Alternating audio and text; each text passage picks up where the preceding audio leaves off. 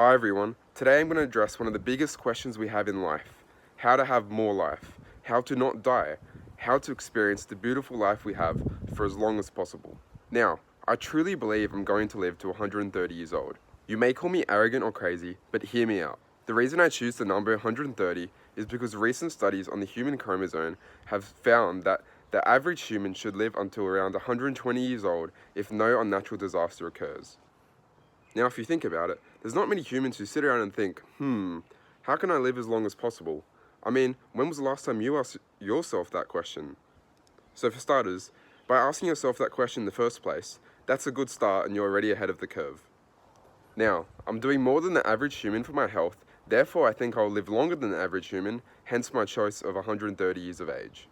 In this video, I'm going to outline how you can increase your lifespan too, with the practices I'm going to explain in this. These practices come both from science and analyzing the key factors that allowed tribes and humans in my lives to live a long, happy life. Now, most of these people only did one or two of these habits, such as eating right but not relieving stress, or socially but having bad nutrition. My goal is to take all the positive habits from all these different humans and do them all together in my own life, hitting it from every single angle. I mean, it is possible. There's many studied indigenous tribes who live very long lives, and people just assume that when you get a certain age, such as 60 or 70, you start getting sore backs, you start getting sick, and also you have to go to the nursing home. I refuse to accept this. I believe there is more to life, and I'm going to document my thought process in this video to help you achieve a long life full of vitality too. The first way, and probably most important way to living a long life, is reducing stress. Stress is a feeling of emotion and physical tension. It can arise from challenging situations in one's life and uncomfortable experiences. Now, everyone experiences stress, and there's not a true way to fully stop this. However, we can manage stress and lower the effects that it has on our body and our health. Specific practices that I do every day to reduce my stress is to make sure that I'm getting 8 hours of sleep. This will not only reduce my stress in the short term, but indirectly the next day, it will prime my body and my brain to not be as phased as the challenges that life throws at me. Meditation. A consistent meditation practice is shown to have significant effects on reducing one's stress and reducing the stress hormone. I meditate every day and will meditate every day until the day I die.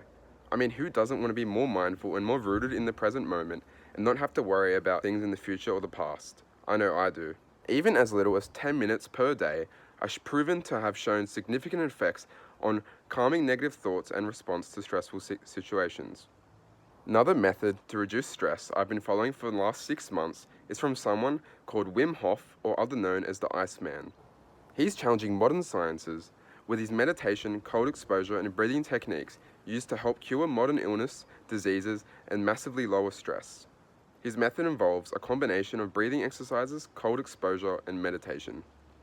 When you practice these three components together, it helps your body fight stress by strengthening both your body and your mind. For example, routinely taking cold showers every day, which is a physical stressor, resets your stress response and ensures that stress won't feel as overwhelming as it otherwise would. It allows your stress tolerance to increase positively. Now, add meditation and conscious breathing into the mix, and you create a powerful awareness of your body that empowers you to toggle off your stress response and prevent a state of chronic stress. Nutrition. Now, I want to live a long life, but not only that, I want every day of my life and every year of my life to be quality, and I want to be happy. I don't want to be stuck in a nursing home for the last 20 years of my life and be burdened to my kids and family. Nutrition plays an essential role in this, and is the second most important thing that I believe when it comes to increasing your lifespan and increasing your quality of life. The two best things you can possibly do is drastically lower your carbohydrate intake and up that fat intake. Overwhelming evidence shows the positive correlation between meat consumption and life expectancy. A recent study covered 42 countries, and it showed that Hong Kong has the highest meat consumption in the world, and they have the highest life expectancy of 84 years. Conversely, India, at the bottom, had the lowest life expectancy at 64 years, and they also had the lowest meat consumption out of any of these countries in the survey. Now, that is why I follow the carnivore diet, and I truly believe it is the best diet for the short-term and the long-term health. Next up, we have lifestyle factors, which include movement, nature, and sunlight. I believe these things help you achieve a happy life and are really good for your mental health and physical health. Now, this movement doesn't have to be going for high-intensity runs. It can be as simple as just going for a nice walk to help reduce stress and get thoughts off your mind. I believe that long forms of cardio may actually decrease your lifespan as it does increase your stress a lot. However, I'm not 100% sure yet. I believe that the best form of movement you can do is resistance training such as weight training or going to the gym, and also low impact cardio such as going for a walk or swimming.